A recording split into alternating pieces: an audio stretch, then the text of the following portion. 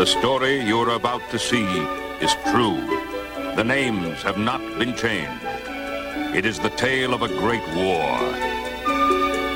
Once upon a time, in a seacoast town, 3 fearless leaders of great renown summoned the men, the women, and the young to do battle for glory, for honor, and pride. The lines were drawn. The intent was clear. Those that gathered would clash without fear.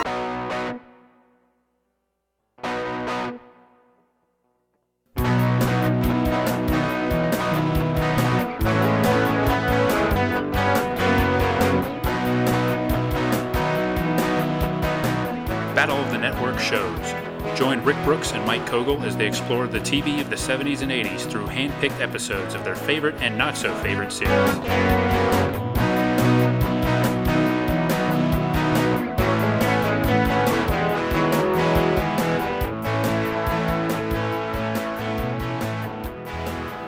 Welcome back to another episode of Battle of the Network shows, and here we are, another season finale already. Time just flies by. It does. And we'd like to pull out the stops a little bit for the season finale, and today we're going to be talking about our namesake, Battle of the Network stars. This is going to get confusing. Yeah, I'm going to have troubles with this, I can tell you right now. I think we should place wagers on that, and which one of us calls Robert Conrad William Conrad first. yeah, that's in play too. Right. Definitely. You want to talk a little bit about that? About this show? This famous, infamous... This episode or the series? The series in general. Yeah. At first. Well, it was on ABC a couple times a year.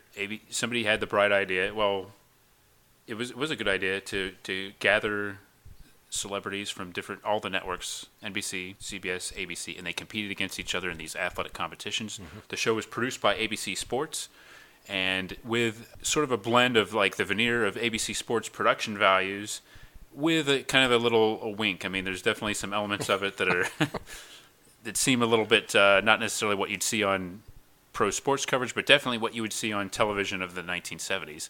This is the first episode we're going to talk about today, which is from November 1976. The show did more or less 2 a year up into the mid-'80s, and then it tailed off a little bit, and the quality of celebrities, if you look at the episodes, definitely tails off a little bit too by the end, and it was running on fumes the last couple times, but it was a popular little thing for ABC to slip into the schedule, and something you just don't see these days. Networks cooperating, sending their stars. We have people that were actually headlining TV shows competing in these things, which would be an insurance risk if nothing else these days. And they're actually in legitimate competition. They're not playing for charity. No, they are not. You gotta love that. Let's go ahead and address that. The winning team, which is each team is like what? I think about like 8 or 9 people. 9, it looks like it's maybe 10. Okay, 10 people plus including the captain. Including the captain. Okay. They each win in 1976 dollars, $20,000. Yeah, that's a lot of money. That is. That's a lot of money now to win for one day. Yeah. Maybe 2. It might be 2 days. I don't know. But of semi-strenuous activity. Yeah, I believe it was. There was an article in Mental Floss about the show that pointed out that $20,000 is one thing. Like the participants, you got $15,000 for winning the Super Bowl back then. So $20,000 was pretty good coin. Yeah. For these celebrities. So, and they're taking it seriously. Some of them more seriously than others. Each player got 15 on for the Super Bowl. Okay. Yeah. So you could win more for Battle of the Network stars than you would for winning the Super Bowl, which is probably as it should be. Right. I mean, Battle of the Network stars. Super Bowl is like 2 hours. This clearly took all day. Yeah, at least, yeah. Because by the time they get to that tug-of-war, the sun's starting to set over Malibu. Yeah, well, actually, and they shot in a couple different locations, right? Because most of it was on Pepperdine, the campus of Pepperdine University. Beautiful campus of Pepperdine University. Yes, and which is also in Malibu, but they had multiple venues, and probably it's pretty ambitious production, really. And it's one of those things where they'd have. I think this one had about 8 events. And they don't show all the competition. Some of them they just show highlights of and tell you who won. But they give, points to each network, and then, you get bragging rights too, which seems as important as the money. Tennis and the bicycle relay got the shaft. Yeah, and I was kind of curious about the tennis. They kind of rushed through the volleyball. Yeah, volleyball didn't make a great television sport, actually. So No. didn't really shoot that the way they should have. I mean, you mentioned the production values of ABC Sports, but it seemed like maybe at the highest level. Because there were other times where it's like, maybe, and again, we were watching it sort of not in pristine quality maybe, but it was a little hard to distinguish people sometimes. For one thing too that we should point out is this is 1976 television. Yeah. So sports in 1976 was done a lot differently than it was. I mean, Roone Arledge was, I think, running ABC Sports at the time, and he was like the executive producer of this, and he introduced a lot of innovations. But like the volleyball was one that, I mean, nowadays you're watching it like where it's you see the lack of cameras that are being used for it. Yeah. You just don't get a lot of like close-ups, and it's harder to follow the action. But that was 1976. Yeah. I guess I'm thinking more like the use of like Howard Cosell, Right, who is the iconic host of the show, and use of legitimate athletes as color commentators, graphics, and sort of treating it like a real sporting event instead of a total joke. So you would have the lighter elements of it, definitely, but you'd also have, at least the pretense that this is an actual competition. Mm-hmm. Where were we before I interrupted you? I'm not sure. I can list off the events really quickly. I've got a list of them. Okay, why don't you do that? Got and then we can just kind of go back through and talk about what interested us. The swimming relay, Mm-hmm. running relay, which we'll definitely talk about, tennis, Only golf, highlights, yeah. baseball throw. Did they keep that name? No, I think later they just called it what it really does. is, the Yeah. dunk tank. Dunk tank, yeah. The bicycle relay, the obstacle course, the aforementioned volleyball, and always they ended with a tug-of-war between the top two. It is the top two team, right? Yeah, the top two of yeah. the three play face off in the tug of war, Right. which usually determines the winner. Yeah. And yes, some of these events, the obstacle course and the tug of war were staples. I think tennis got phased out pretty quickly. Yeah. Because later on they had like football, like touch football, which is Right. kind of cool. Well, as Robert Conrad said, watching celebrities play tennis is about as exciting as that sounds. Yeah. Robert Conrad has an opinion about everything. He certainly does. Yeah, it definitely, like, just from, the things that stand out from seeing it before, like, that I remember were the tug-of-war and the dunk tank and, like, the swimming. And didn't they do, like, a kayak thing? Yeah, like they had inflatable kayaking kayaks. time. And also, one thing I liked is how in some of the graphics, tug of war was tug-o-war. Yeah, that's how I wrote it down. Yeah. Tug-of-war. Good. Quite a group of celebrities here. I can rattle off those, too. Yeah, might as well. So, ABC, we had, their captain was Gabe Kaplan, Mr. Cotter from Welcome Back, Kotter. Mm-hmm. Had Darlene Carr from The Streets of San Francisco, Linda Carter from Wonder Woman, Farrah Fawcett Majors from Charlie's Angels, Richard Hatch, or Dick Hatch, as Howard Cosell always says, also from The Streets of San Francisco, Bobby Hedges, Epstein from Welcome Back, Kotter, Ron Howard from Happy Days, Hal Linden from Barney Miller, the great Hal Linden, Penny Marshall from Laverne and Shirley, and this one interests me, John Chuck from something called Holmes and Yo-Yo. Oh, John Shuck, yes. Shuck, yeah. Yes, from Holmes and Yo-Yo. Yeah, yes. I think his name was obscured by the trio graphic. Yeah. Yeah. Or something, yeah. Who played a robot. Yes. Holmes and Yo-Yo. And I did recognize it, like he's a recognizable actor. Mm-hmm. So CBS, their captain, Telly Savalas, Adrienne Barbeau from Maude, Gary Berghoff, the diminutive Gary Berghoff from MASH, Kevin Dobson, also from Kojak, Pat Harrington from One Day at a Time, Bill Macy from Maude, Lee Merriweather from Barnaby Jones, and you haven't heard Barnaby Jones said until you've heard Howard Cosell say Barnaby Jones. Yeah. Mackenzie Phillips from One Day at a Time, Loretta Swit from MASH, and Jimmy J.J. Walker from Good Times. Yeah. And finally, NBC, Captain Robert Conrad from, what was it? Oh, Baba Backstreet. Black Sheep Squad, yeah. Yeah. And Melissa Sue Anderson from Little House on the Prairie. Karen Grassley, also from Little House on the Prairie. Tim Matheson from The Quest, and, only a few years out from Animal House. Mm-hmm. Ben Murphy from Gemini Man. Some of these shows didn't stick around. Most of these NBC shows... Yeah. Yeah, the NBC... are either vaguely familiar or I've never heard of. Yeah, the NBC lineup is far weaker than the other two, I Yeah. think. Barbara Parkins from Captains and the Kings. Yeah, which was a mini-series. Okay. I had no idea what that was. Seems a little cheating to... Yeah, but... Joanna Pettit, also from Captains and the Kings. Kevin Tighe from Emergency. Bobby Troop, also from Emergency. And DeMond Wilson from Sanford and Son. Yeah, if you were to handicap before the competition, from star power, NBC's comes in a third place. But like Ben Murphy seems to be one of that guy, the best athletes out there. Yeah. From Gemini Man. Yeah, he's putting it all into it. But not a very successful show though. But no. Was he the Gemini Man even? I never watched that show. I'm pretty sure he was the Gemini Man. Yeah. And the Quest. Yeah, he was the lead in that show. Yeah. Okay. And the Quest was some kind of western. Yes. Yeah. We see a feature. Right, on later. Tim Matheson. Yeah. Which we'll get into that, but there's little vignettes in between that sort of give you a closer look at some of the celebrities and what they're up to. Yeah. And one of them was Tim Matheson. So so those are the events and the celebrities, and there's a lot that went on in this episode. This was aired like in a 2-hour time slot, I believe, and so it starts out with like this almost military like introduction. Yeah. Like all the captains getting phone calls and Gabe Kaplan even says we're going to destroy them or kill them or something. Yeah. And then there's like all this animation with them like military, battle, an actual battle. Yeah, these are elements that they would drop pretty quickly in this this series, but and then we get into it. Yeah, and these are, most of these NBC aside, these are, Gabe Kaplan's the star of his show. Yeah. Telly Savalas is the star. Robert Conrad. I mean, and they're actually competing for the most. They're all competing. Telly isn't as many as the others, but he's in the tug-of-war at the end. He is, which kind of surprised me. Yeah.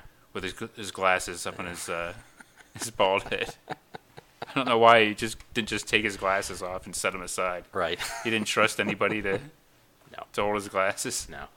If Kevin Dobson hadn't been, in the event, maybe he would have trusted him. Yeah, maybe. Their acting. Crocker, you take these for me. Yeah, Crocker. And light my cigarette, will you? That's another thing. Is Telly's smoking in several scenes too. And so is Conrad. Yeah. Like right after a running relay, he's smoking a cigarette. Yes, there's many aspects of this show that are relics of earlier days. Yeah. Speaking of which, so the program starts with a swimming relay. Now, the dunk tank is maybe the most infamous event. Yeah. Because eventually it just became an excuse for like a wet T-shirt contest. Right, yeah. This episode does not really go there. No, all the people in the dunk tank are dudes. Yeah, he said with disdain. Well, just matter of fact. Yeah. And none of them fall in the tank. Yeah. Yeah. Not that anybody was necessarily clamoring to see John Shuck go in the tank. No. Although John Shuck did perform a little burlesque style striptease action, did he not? Yeah. Before, yeah. Right. So, yeah, I'd love to know what the thought process was, and if somebody actually, like, at what point the light bulb went off and somebody realized, hey, why don't we just put the actresses up there and have them go in the dunk tank? I wonder if it was just, an actress went in once and they saw what happened. And yeah. Like, Yeah, somebody did like a Tex Avery, like a wolf. His eyes were ding. Rune Arledge in the truck as, it seems going like, nuts. That here they're using a strategy, which is have a heavy person, because, the hitting the target with the baseball doesn't necessarily mean they're going to get dunked. Yes, despite the fact that the rules explicitly say that hitting the target means that the celebrity will get dunked. But and that went on throughout. That was another tradition in the show, I believe, too. Like not working. Sometimes they'd give a little leeway. Yeah. With certain contestants, I believe, too. They might be a little quicker on the trigger to activate the dunk. But this one, it wasn't quite working. Even Cosell even comments on it. Yeah, and then I think when Shuck was up there, that was when Gary Burkhoff ran up and triggered it himself. Yeah. But Shuck was hanging off something, right. So he didn't fall in. But yeah, I think people would have that bright idea. They get frustrated and just go up and push the thing. Right. And Cosell, his color commentator is Reggie Jackson. Yeah. And Reggie Jackson's pretty much treating it like a legitimate sporting event. Right, yeah. He's doing some analysis and talking about Jimmy Walker. He was watching Jimmy Walker throw before the event. And explaining that certain people are. I guess they had a preliminary or a practice so that the teams could choose their people, and so they chose the girl from Little House because she was accurate. Melissa Sue Anderson. Yeah. Not because she had a powerful arm, but Right. because they still got points just for accuracy. Mm-hmm. But he was also like really impressed with Kevin Dobson, and just could have sworn he had played baseball. Yeah, you couldn't convince Reggie that he hadn't Yeah. played before. Yeah, Reggie did his homework. Yeah. And despite he wasn't rattled by Howard Cosell's introduction of it, which kind of took some digs at him. It almost made it sound like he was a has-been. Yeah, Or he was retired like, already. in those days, he could run, he could hit, he could do it all, you know. Right, like 5 years ago. And at the time, he was technically a free agent. He hadn't signed with Baltimore, whoever he was, for like a year before going to the Yankees. Okay. So he wasn't with the Yankees yet. He had been with the A's. Yeah. And yeah, he comes off very well. Reggie wasn't. He did some broadcasting work, but he wasn't really known for it. But I really liked him. I think he was the best of the color commentators that sat in with Howard in this episode. I was just excited that he was there. Yeah, I mean, again, it's another good example of they actually got some legit star power for this. Yeah. Especially at the beginning here. Right.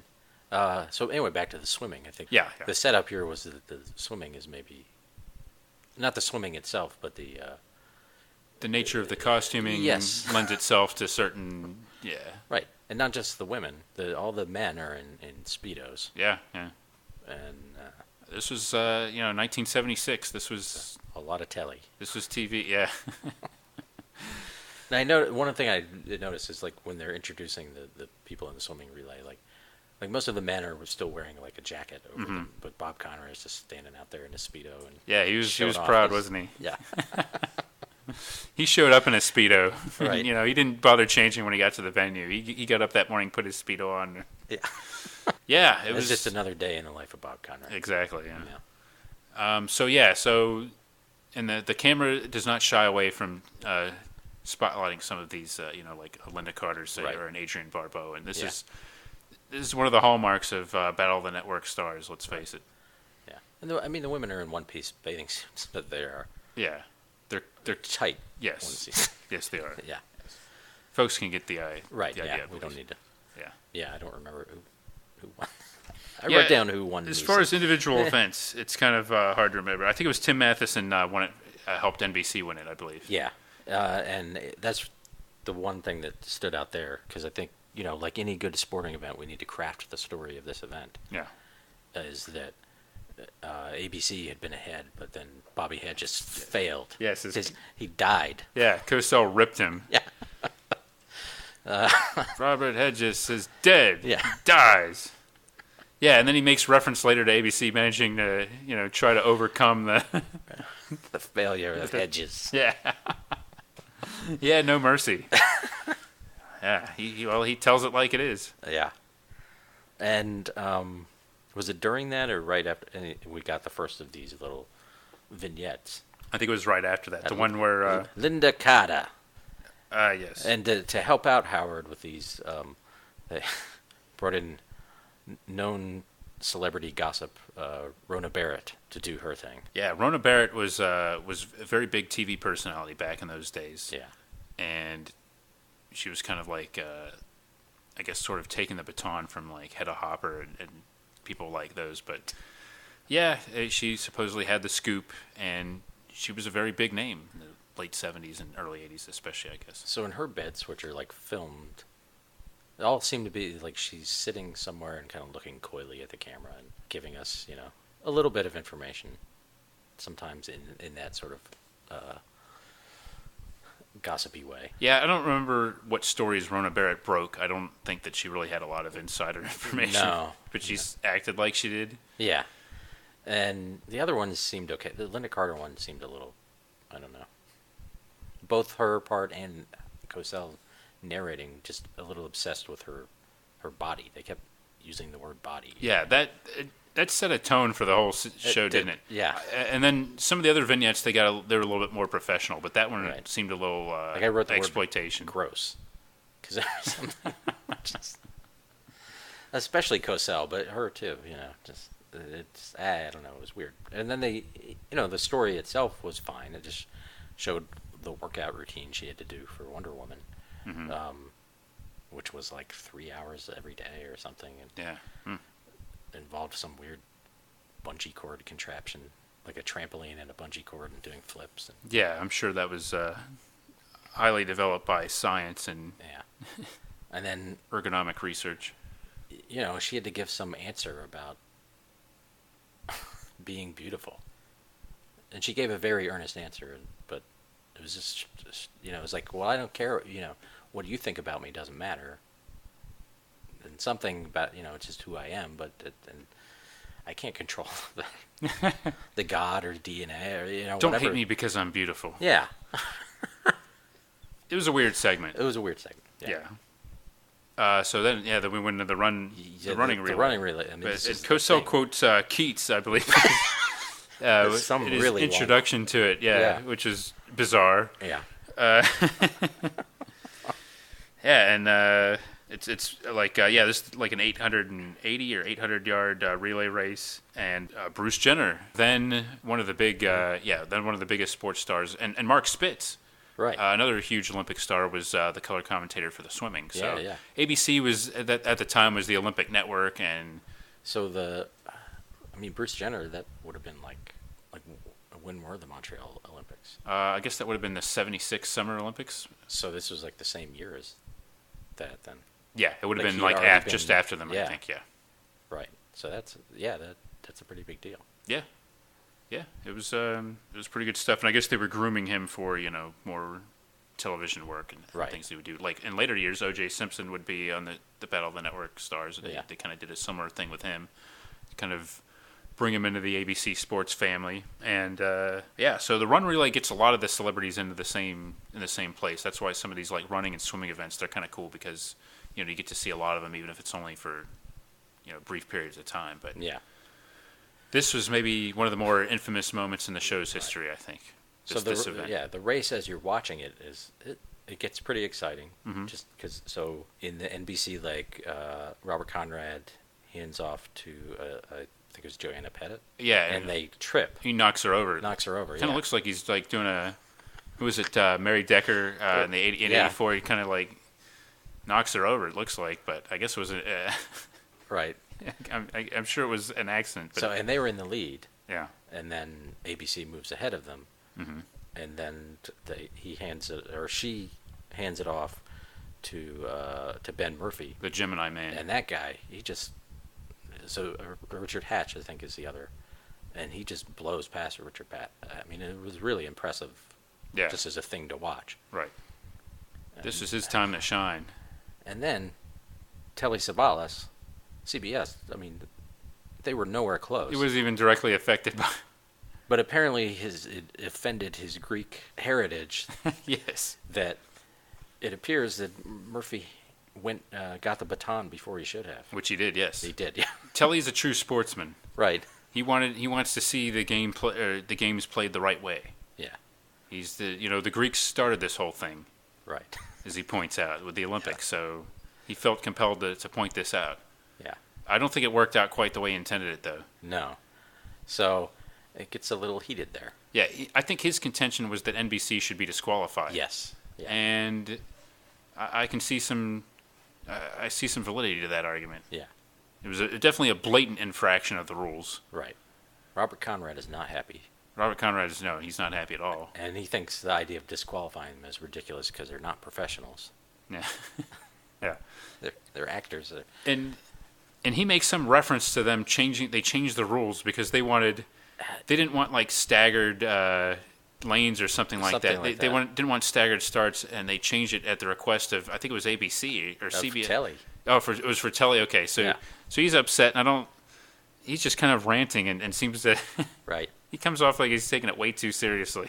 Yeah, and Gabe Kaplan's stuck in the middle. Yeah. And is it his idea to do the?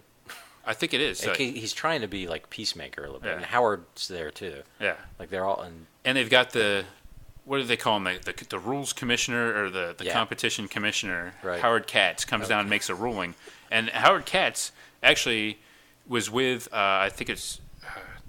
He's called the director of competition, and for this event. But he was with Trans World International, I believe it was, which was kind of the group that put together this event, this manufactured for TV event. Isn't that Mr. Drummond's company? Yeah. Yes, and And later, Howard Katz had actually worked in TV sports, and he would actually become the president of ABC Sports years later. So he's actually trying to make like a legitimate sports ruling in this, which is kind of funny. And Conrad is threatening to like walk for his team to walk off the show too. Yeah, because his contention is that they would have won. Yeah, he's saying that they would have flat out won, but I guess Howard Katz is saying that the advantage, like. They decide that CBS wouldn't have done anything. It didn't have any effect on the competition. Right. But they're also saying that they can't assume that NBC would have won without the infraction. That they still could have been caught by ABC. Right. So they dock them 2 seconds, which means ABC wins. Yeah. And Conrad's not happy about that. And so they settle it with a one-on-one foot race between Gabe Kaplan and Robert Conrad. Yes, the two captains decided to settle it, and I assumed NBC's going to win this. Robert so Conrad, famous athletic tough guy, and Kaplan smoked him. Yeah, I think I've seen footage of this several times over the years, and I still assume that Robert Conrad was going to win. And to his credit, Robert Conrad concedes, and he basically said, he says all we wanted was a fair shot. And right.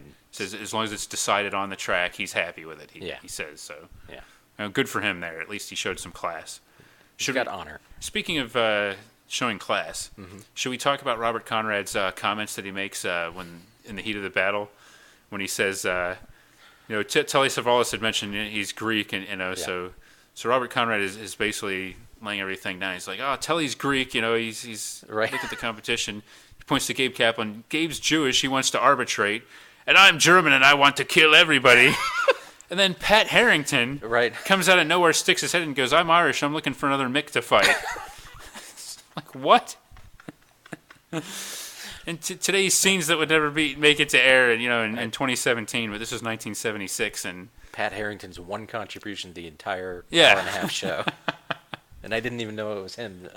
Somebody said something. Just kind of poked his head in, and everybody's kind of laughing about it. And Gabe Kaplan's just got a bemused look on his face the whole throughout all of this. But Robert Conrad laying it out for everybody. Yeah. Again, 1976, folks. But he's not just a tough guy, as Rona Barrett tells us. That is true. She tells a story about him, his mentor Nick Adams dying. Their mutual friend, and he came over to her house, and for 12 hours they sat and cried. Yeah. And then we get a piece where he's talking very seriously about acting. One of the things he said interesting was that he created Wild Wild West. Yeah, I don't know if that's true or not. I don't think that's true. I don't think so either. But no, but I think it just is. He seems to have a leadership mentality. I think he did. He was like a producer on the show. I think. I don't know if he created it from scratch. But maybe he did. He was very involved. Well, it's not surprising when you watch him on this that he would be involved in the shows that he worked on. Right, and the way he talks about Baba Black Sheep or Black Sheep Squadron is, it almost seems like he's assembled the crew of actors and everything. And like he's actually there. Which maybe, again, he was probably a producer on that and was very involved. Yeah, and maybe he handpicked his teammates. He scouted Ben Murphy and he had seen Tim Matheson, early screener of Captains and the Kings. Yeah, and he saw some talent in there. Yeah. Give me a couple of Landon's girls. Yeah. Yeah, those vignettes are real big on soft focus. Too, and which is very sportsy. Yeah, and very Rona Barrett-y. Yeah, Rona ABC special, infotainment specially. Right. So I think the run relay is probably the highlight of this episode. That controversy is just fascinating. It is, and it's hard to tell. I mean, you would like to. I wish they would have gone around and kind of asked everybody, but it's hard to tell how many of the celebrities really cared about it and how many just thought like Robert Conrad was being a buffoon for making a federal case out of it. Or even now, I can't really blame Telly for. Would they have caught this without Telly? I mean, they make it sound like Telly's official protest, or maybe you have to lodge an official protest. But I think the director of competition should have made that call without prompting from Telly Savalas. Right. That's just me. Presumably, they had judges. For that kind of thing. One of the bigger controversies in the history of the series, I think it's fair to say, but it worked out to everybody's satisfaction, apparently. And it did seem like the ABC team was very collegial with each other. Yeah. Like they were encouraged. You know, they thought the whole thing. They seemed to. You could see them huddling together and Yeah. not really into this idea, but you know, thinking they had won fair and square. Or no, they hadn't won fair and square. But whatever. They were supportive. That's what I'm saying. That's testament to Gabe Kaplan's steady leadership. Seems to be, yeah. As captain of the team. There's something to be said for his mostly calm demeanor, I think. Yeah. Telly seemed to be, you know, he had the aura of calm, but he was wrapped pretty tight. Yeah. Kaplan Conrad was over the top, and Kaplan was kind of more like laid back. He was already working that poker face. He was. He sure was. Yeah, and then there was the tennis, which we didn't see. Yeah, not much to do there. No. CBS wound up winning that, I believe. Yeah. The golf was kind of interesting. I mean, just as a... So basically, they built a green, and team members had to chip a shot, essentially, and whichever team ended up with the lowest overall... Was it overall, or just had the lowest... The least amount of space between the ball and Yeah, I the think hole. they added like balls together or something to come up with those scores. But Yeah. yeah, it was. I mean, you got to see people's golf swings. Yeah, I'm not a golf guy, but it was a relatively not untaxing thing for some of the celebrities to do. So it probably would get some in that wouldn't necessarily be shining in the other events. So Right. it's probably a good idea to include it. Farrah Fawcett overshot because she actually was they said had a pretty good golf game. Some of the people who maybe weren't so good at golf did better just because they didn't hit the ball as far. Yeah, and we got a Farrah Fawcett piece about her. Yeah, I found this one interesting. So at the time, she was married to Lee Majors. Right. And in this profile, she's asked like a weird question like about being in a celebrity couple, and they asked, basically, does your husband resent your success? Yeah. And she gave a pretty long pause, I thought. Eventually, she said no, and kind of made a pretty good answer about him being supportive of her. But Right. that pause was very weird. Like, she really had to think about it. Yeah, that was interesting. And yeah, it was Cosell interviewing her and kept pointing, like he had done sporting events with Lee Majors, and that he was he's a very competitive and sort of masculine guy. Mm-hmm. This seemed to be part of the basis for all his questions, the machismo of Lee Majors. Yeah. And- Kind of, I don't know. Not a very smart move on Howard Cosell's part. Not much game for Howard. I mean, No. you get the interview with Farrah Fawcett and you spend the whole time asking her about her husband. Right. Come on, Howard. I don't know where his priorities were. Yeah. Yeah, and she kind of like gave an answer about like, also like it was like how do you balance having a job and being a housewife? Yeah. And like, well, they're on TV. They probably have someone to do that stuff for them. Yeah, not a But very... she's like, I try to get home before he does, and Yeah. make sure to do all that stuff. Not a very enlightened segment by modern standards. No. But really, just the fact that it kind of... I mean, Farrah Fawcett was a big star, and it didn't really do her many favors, I thought. They didn't... I don't know. They didn't really treat her like a superstar, it seemed like, in that segment. It was a little demeaning. Yeah. Not just from like a chauvinist standpoint, but just to, ask questions about her husband and everything. Like, hey, Lee Majors isn't here. It's Farrah time. Yeah, where was Lee Majors? Don't know. Maybe he was around. He did 'cause show other up in another celebrities one, I were think. around. Yeah. Peter Lawford was there. Peter Law. Yep. Yeah. Robert Stack was there. Yeah. For some reason, we got a thing about Robert Stack skeet shooting. Yeah. And giving a very Robert Stack Yeah. speech about the importance of athleticism to America. Yeah. That was the public service portion of the program. After that, I believe, is when they did the baseball throw. Yeah, which we've already discussed in great detail. And then the Bicycle, which we didn't see. bicycle. Again, just highlights. Yeah. That seems to be one of the more dangerous events. Potentially dangerous. Yeah. A bicycle race. And that's a relay also. Yeah. It's a bicycle relay. Seems like a lot of things could go wrong. Well, I guess Is there a baton in that? I don't think you have to pat. Oh, that'd be really dangerous, wouldn't it? I think it's just waiting until the guy gets to you. Right. And you get the And then we get to the obstacle course always entertaining the obstacle course. with Kathy Rigby, or Kathy Rigby Mason as she was known then, the former gymnast, Peter Pan actress, giving her insight. And maybe this was connected to her acting work, but the characters from Journey Back to Oz ran through the obstacle course for us. So Yeah. guy in a lion suit, Yeah.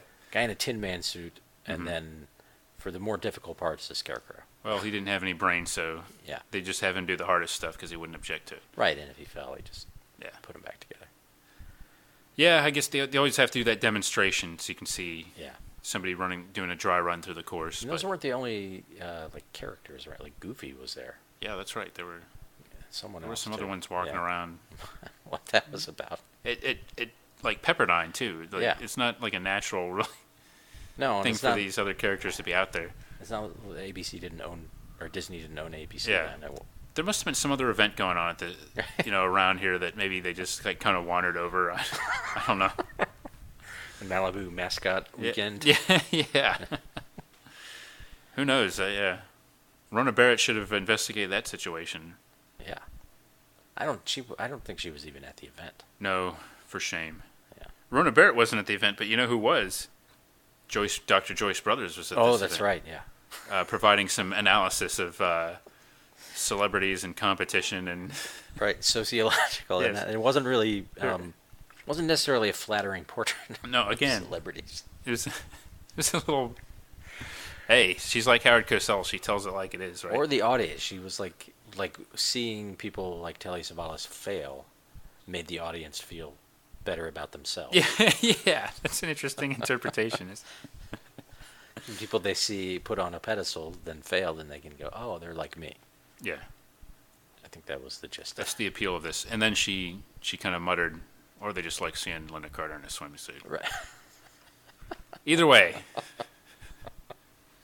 Yeah, so it was good to see Dr. Joyce Brothers give some expert analysis, and I think that was around this time during the obstacle course. Yeah. So a couple things happened in the obstacle course. Yeah, yeah.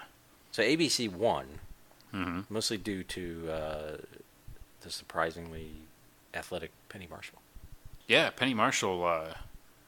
And now this is interesting because from what I've read, I believe Penny Marshall did not like seeing herself in these episodes for some reason. And has protested against. I think maybe it was the second episode, which was unavailable for years until like ESPN Classic. I did believe showed it a couple years ago, but. Yeah.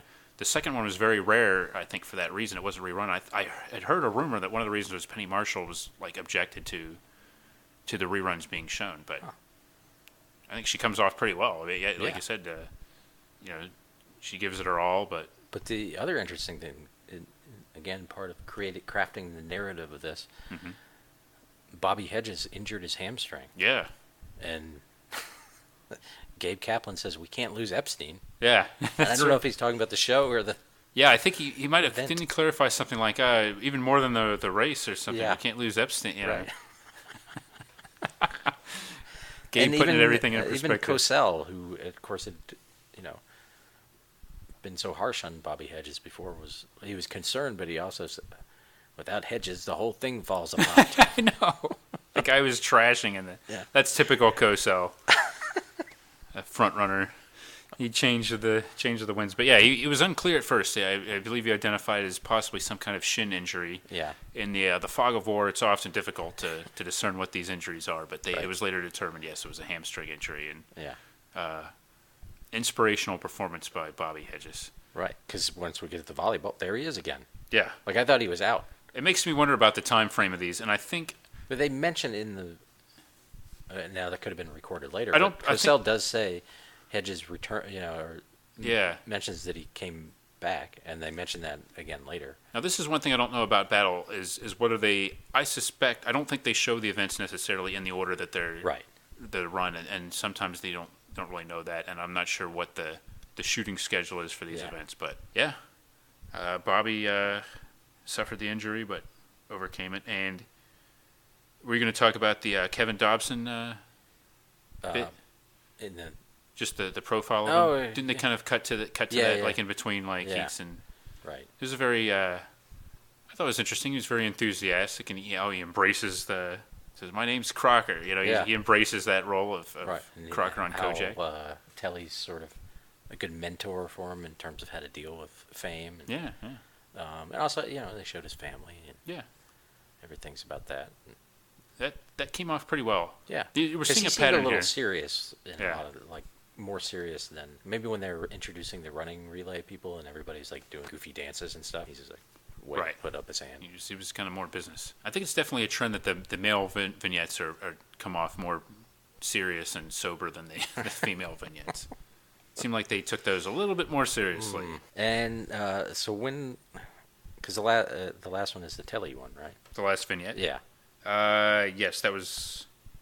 Yeah, that was the last one. I'm not sure exactly when it aired, but that might have been in between the volleyball, maybe before the tug-of-war. Right. And that one was pretty cool because you got to see him filming a scene with Rosie Greer. Yeah. And then he was on set. And I just honestly didn't know a lot about his history, but they talked about how he started out in, was it Armed Forces Radio or? Yeah, or radio, and he actually produced Howard Cosell on some children's show. Yeah, and I'd also like to mention here, because we haven't yet, that Telly Savalas uses the word bread, slang for money, about 3 or 4 times in this episode. I'm all about the bread, baby. Yeah. It just seemed so natural. I guess it didn't stand out. Yeah, he's kind of in character, for lack of a better term, throughout the whole proceedings, which is good. It's exactly how you'd want. Yeah. And we mentioned, with the shades and the cigarettes and the whole deal. So yeah. But he takes credit / blame for Howard Cosell. Yeah. He says that he hired him. And that's pretty his fault. Pretty bold. Well, it takes a big man to admit his mistakes, right. So you have to give him that. Yeah, which also points at not just between them, but between Howard and many of the celebrities, there's a sort of back and forth antagonism. Yeah, like Gary Berghoff Gabe Kaplan gets a few good lines in on him. Right, and he gets in digs on, especially Berghoff. Yeah, there's something. Like of all people like to have a a feud previous with. established hatred of each other. Yeah, well. Or love-hate relationship. Throughout the 1970s, much like his relationship with Muhammad Ali, he and Gary Berghoff made magical television together. Often seen as a love-hate relationship. They had contentious, but ultimately, when Gary Berghoff made his principled stand on issues of the day, Howard always stood by him. And I think Gary Berghoff never forgot that. So when it was time for Gary Berghoff to give him an exclusive interview or something like that, he would always keep Howard in mind. So that's a good point. Plus, his you don't see it anymore, but Howard's cameo on an episode of MASH, where he played a USO sports announcer visiting the MASH unit. I don't remember that one. Yeah, it got wiped from the syndication. No, I don't remember. Well, they helped each other out. Much like some of the experimental ones, where Radar wrote a letter. Yeah. The documentary one. Howard was doing voiceover on the whole episode. For Howard Cosell I would have liked to have seen him in a MASH episode. He would have been so out of place. Still in his yellow jacket. Yeah, right. Yeah, non-sports fans out there, Howard Cosell was like the biggest blowhard and had the reputation. He was the most hated man supposedly in sports television for the better part of 10, 15 years. But he also had he meant ratings, and of course he was instrumental in the success and mainstream recognition of Monday Night Football. Yeah, and of course known for boxing coverage and calling himself essentially sports only real journalist and saying he was telling it like it is. So, and having a toupee. Yes, having a toupee, and it's just interesting. Which actually that may be later. Why he's a little sensitive when during the celebration, which we'll get to, but he might have been a little protective of his piece. Yeah. But so Howard was iconic too. I mean, right. I don't know if I'd say he was as big a star, but as far as like recognition, and he was as well known as many of these, if not all these celebrities at the time. Yeah, there's no sportscaster known at that level now. No. Right? No, and there's nobody that I mean, you have personalities, but you have personalities that are as hated as he was back then, but it's kind of for different reasons, and people don't actually watch them. Like, you have people known for, like, shouting some of these, like, talking heads in sports and giving their opinions and being loudmouths, but they don't have the kind of reach that Howard Cosell did, that platform of Monday Night Football and, the other work he did. So, let alone making appearances on, shows like The Odd Couple, and he famously hosted a variety show that was called Saturday Night on ABC that didn't last too long. So yeah, Howard was a big deal, and if you don't believe it, just ask him. He would tell you he was a big deal. So it's very amusing to see him interacting, and throughout the Battle of the Network Stars, he seems very laid back. I don't know. I think I've tried to find out some more anecdotes about how he really thought about Battle, or whether he thought it was beneath him. Mm-hmm. I think maybe on some level he may have, but he seems to be having a good time. I think part of it, he liked the idea of being important and hanging out with the big celebrities too. Right. I think he might have been a little tipsy. Well, that's a Who knows what was going on with substances at this event? Nobody knows, but that's no reason why we can't speculate. Well, didn't he ask somebody at some point, how did you work up enough energy for this or something? I think I missed that. I don't remember when it was. But I didn't catch that. That went over my head. Or maybe it's when he's talking to Bobby Hedges later. Like, how did he come back from his injury? Yeah, I don't know. It went over my head, but it wouldn't have gone over Bobby Hedges' head because that man has got a fro on him. He's got a head of hair. Even though he was only 4 feet Yeah, you tall. could not reach over his head. It just wouldn't make it through that hair. No. But, are we done with the obstacle course? Yeah. Sorry. This is going back to the Telly thing, but Rona Barrett uses that talking about Telly's reputation for that she's never met a man who had so many ex-girlfriends who still liked him. And then she uses that to diss Ryan O'Neal. For no reason, she's just like... Yeah, what was going on there? I don't know. Let's hear someone say that about Ryan O'Neal or something like that. And yeah. I don't know what was going on in 1976 with him, but... Well... And of course, there's the interesting bit of trivia, that he was later married Farrah Fawcett, but... Let's hope that it was more to boost Telly than to demean Ryan O'Neal, I'd like to think. A real gossip columnist doesn't need to... Yeah. Maybe it was meant as a generic thing, because Ryan O'Neal was a more quote-unquote conventional romantic man that, hey, Telly, say what you will about, Telly, but, everybody loves him, baby. Yeah. Actually, the volleyball, the one thing other than it kind of was hard to watch. I thought going into that NBC was in the lead. Something happened, and they were at third place. I don't know how that happened. Well, I don't remember the logistics of the score, but I do remember the strategy that Telly Savalas said he used in the volleyball.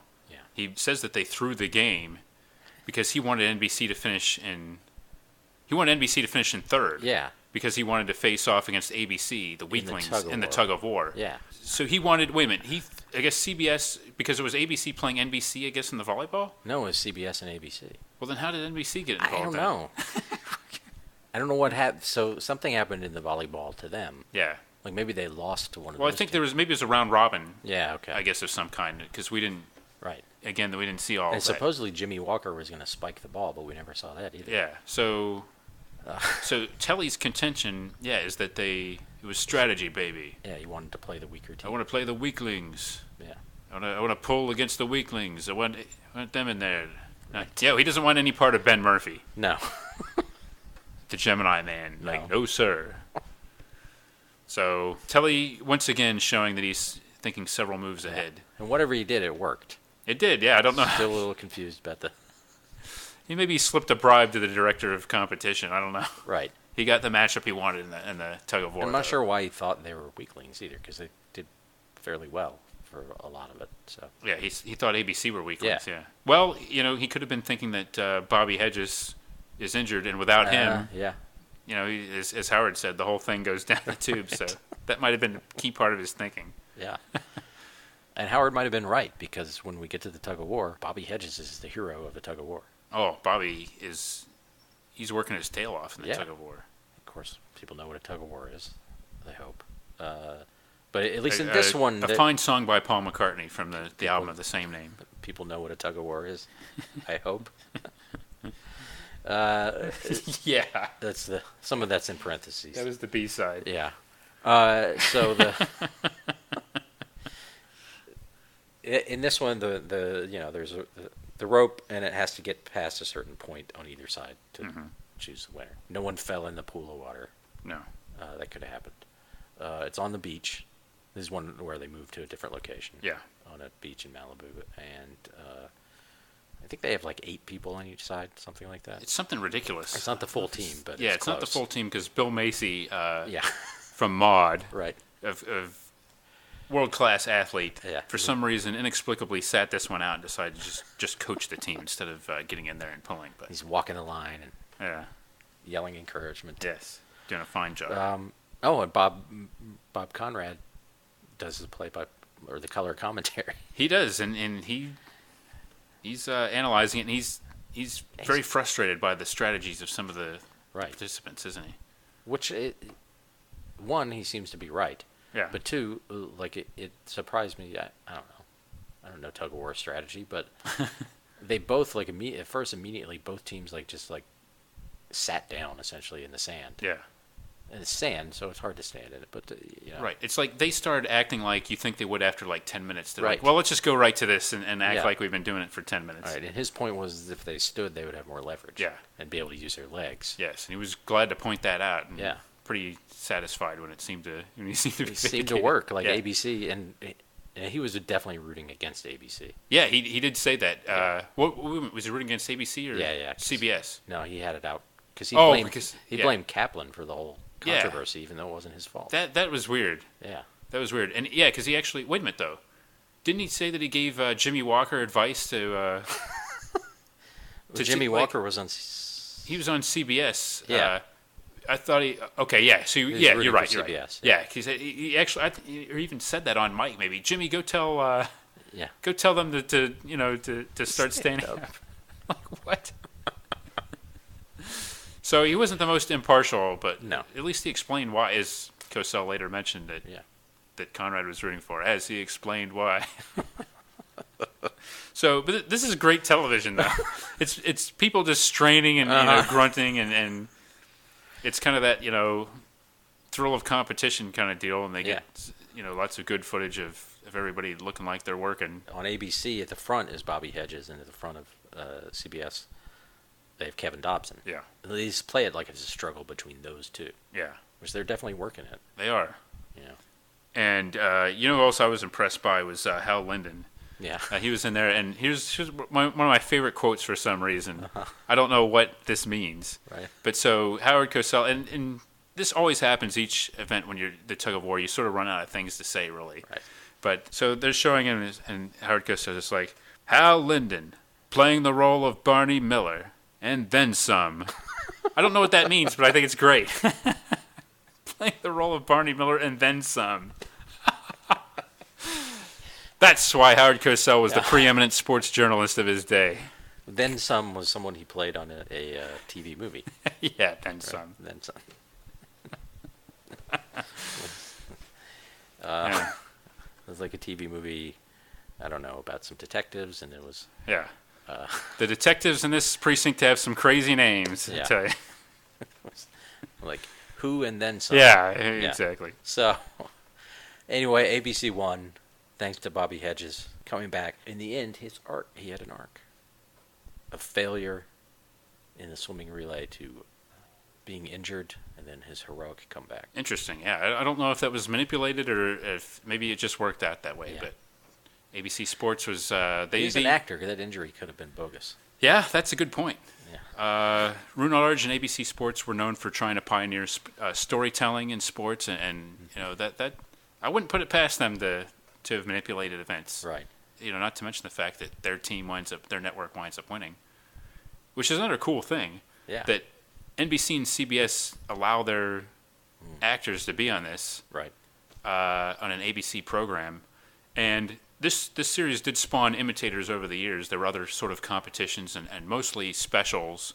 Like Circus of the Stars. There was Circus of the Stars. There's the Rock and Roll Challenge. Oh, right, yeah. There was on, I think maybe another network had that one. And there are all kinds of these things. But wasn't there like an NFL one? Yeah. There's like there's like the Superstars was sort of like with athletes kind of doing this sort of thing. And yeah, there are all kinds of these things, but nothing had the longevity of Battle of the Network Stars. Right. This is kind of like the original and the best. Yeah. As we alluded to, when they're celebrating the champagne and people are pouring it on people, and Howard's there in the scrum, but he definitely doesn't want champagne poured on him. And he wants no part of that, correct? Wonder Woman herself. Yeah. Doesn't care. Wonder Woman, and then some. And then... She dumped some champagne on his head. She sure does, yeah. The toupee stayed in place. It did. Yeah. It did, But he acts like he's concerned about that his jacket will be no good for Monday Night Football or whatever. That's true. He probably did have to. You probably would have to pay for that jacket. That's how ABC could afford to give $20,000 to each player. Yeah, by skimping on the blazers and jackets. Yeah, each ABC broadcaster only had one yellow blazer available. And they had to take good care of it. Yeah. Yeah. So would you call Bobby Hedges the MVP of this episode? Yeah. Yeah, athletically. So. Yeah. Despite his utter failure in the swimming relay. Even MVPs in regular games sometimes have a bad moment. Yeah, that's well put. There is well, I would also give again we got to give Gabe Kaplan credit for his sober, or at least sober appearing captaining abilities. Yeah, I think he so not captains and kings, but captain of the team. I think he set the tone by beating Conrad in that little race off. I think that inspired the ABC team. So I would be inclined to give the captain, Gabe Kaplan, the majority of the credit here. But I wouldn't argue against Bobby Hedges. I wouldn't lobby too hard against him either. And Gabe was in there in that tug-of-war. Yeah. You know who we didn't see too much in this episode was Ron Howard. No. He was in one of the relays, I believe. Yeah, I think he was in the running. But maybe the ops. No, yeah. He was in the running, but yeah. There's some of these celebrities that didn't seem to have much to do. Pat Harrington. Maybe they shined in some of the events that we didn't see as much of. I don't know. Right. Yeah, Pat Harrington is a big tennis player, right? Yeah. I don't know.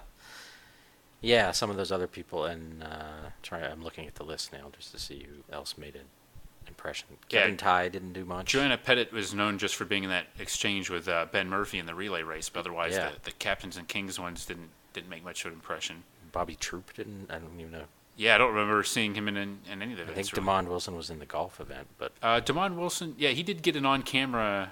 Yeah, he did say something to Howard. I forget what he had some kind of like short interview with him, but right. Loretta Swit, didn't see much of her. Yeah. Yeah, Bill Macy, as you said, didn't do much other than Maud. He should have just sat there and said Maud the whole time. That would have been worth it. That's how he was motivating his teammates in the tug-of-war. He kept saying that. And really Hal Linden we didn't see a lot of either. Unfortunately, no. Yeah. Interesting that Hal Linden was not the captain with his leadership on the force. You'd think so. Yeah. Someone called Gabe Kaplan a great teacher. Well, which, okay. I mean, he played a great teacher. Yeah. You can't argue with the results. So No. Scoreboard, worked out well. And Farrah Fawcett, we saw the thing about her and her golf swing, but that was about it. Mm-hmm. Yeah. I guess with that many people on a team, some people are bound to not. They don't care. Listen. Yeah, they got. I'm sure everyone got paid to be there some amount anyway, but, John Shuck, I mean, we saw him in one event. Yeah. But he got $20,000, so who cares? Good for him, yeah.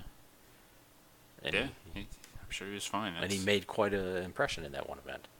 He sure did. Like, I don't know what this Holmes and Yo-Yo thing is about, but I need to find out. Who?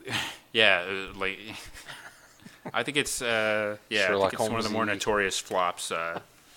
So, what celebrity in the winning team do you think was most likely to squander his winnings? Bobby Hedges. Thus creating a new narrative for Battle of the Network Stars. I mean, Hal Linden already had kids. Yeah. I mean, if Gabe Kaplan was already, into the whole gambling thing. Yeah, he's got a stake. Yeah, it's a potential. Linda Carter seems very practical. Darlene Carr, I don't know anything about her. Yeah, I don't. Ron Howard always seems very level-headed. Yeah, it's a good thing Mackenzie Phillips didn't win the $20,000. Oh, boy, yeah. She was probably better off not getting $20,000 in cash. Probably she might not even under the table. Have been in that environment. Yeah, probably not. No. Well, although it is close to Malibu, and they do have facilities out there, so maybe it was pretty convenient. Penny Marshall might have used it to throw one of her famous parties. No, if that was still the period when she was with Rob Reiner. Oh, that's true. They were known for having the best parties. I'm sure many of these celebrities donated most of the winnings to charity. Yeah. Yeah. It was worth a shot. Do you think Bob Conrad dressed down his team? Yeah, originally I was thinking, but it seemed like he'd almost come to terms with their loss by the time we got to the tug-of-war. He was just fed up. At some point, he probably did, yeah. I don't know. I see him kind of alternating between, trying to give them tough love and yelling at them, but also trying to... I don't know. I don't think he really took it out on his team. I think I think his idea of leadership was, by the fact that he was attacking everybody else, they didn't have to do it. I think he was trying to do that. Right, okay. He was being the bulldog. Yeah. Yeah. But it was more tender to them. I could see him, though. I could see him not being afraid of Ben Murphy. Yeah, Ben Murphy was a big dude. Yeah, if anybody would mouth off to Ben Murphy, it probably would be Robert Conrad would be the one guy. In Cosell. I would think Kevin Tighe would be tough. Yeah. More based on later acting jobs and stuff where he played some SOBs. That'd be a good matchup. Yeah. I don't know if Damon Wilson might be another person who was maybe doing other things. Yeah, that's Damon Wilson. I don't even know if he was in the tug-of-war. Well, Yeah. he was their team. Damon Wilson probably left early, or Right. He didn't even stick around for the end, I imagine.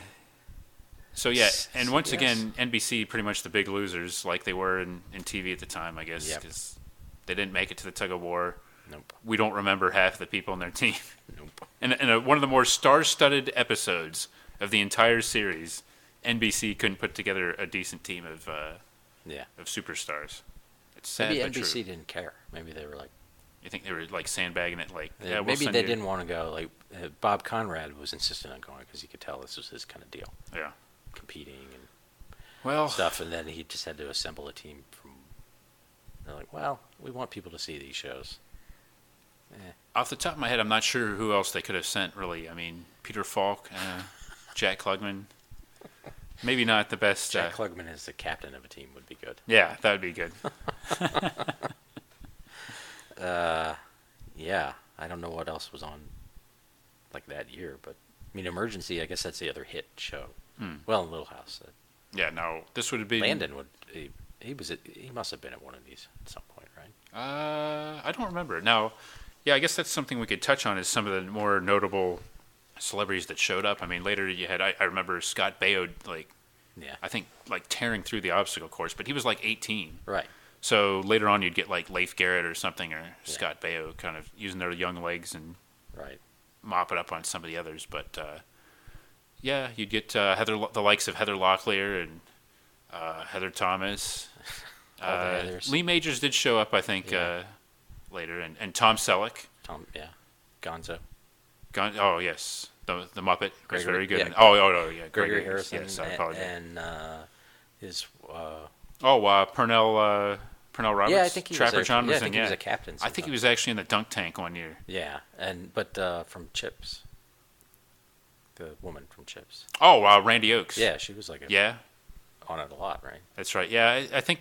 Why are all my memories of this show colored by who showed up in the dunk tank?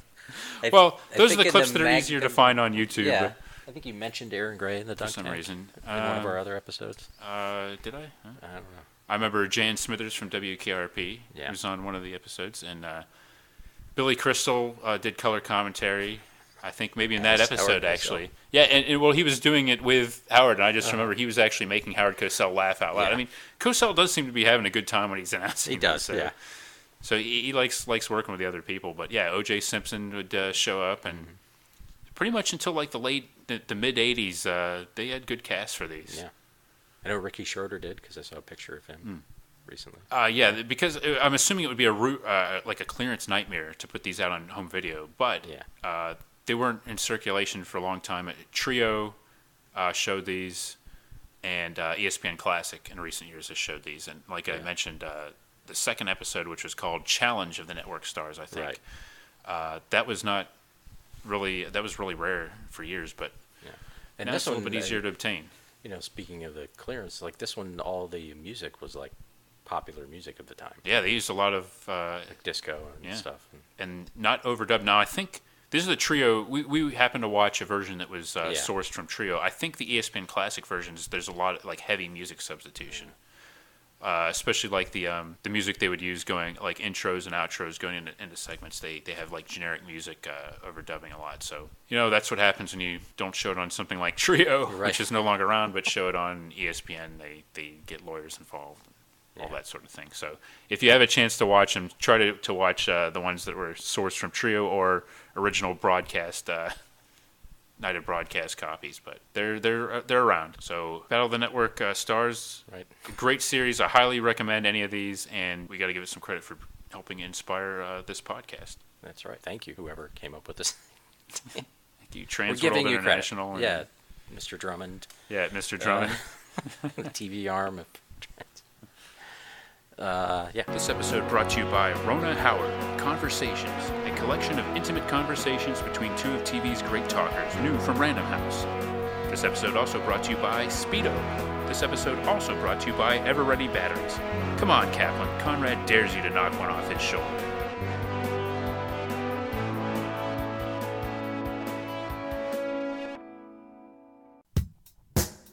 Join us next time for another exciting episode of Battle of the Network shows. Learn more, leave feedback, and suggest future episodes at battleofthenetworkshows.com. Follow us on Twitter at BatNetShows and like our Facebook page, facebook.com/battleofthenetworkshows.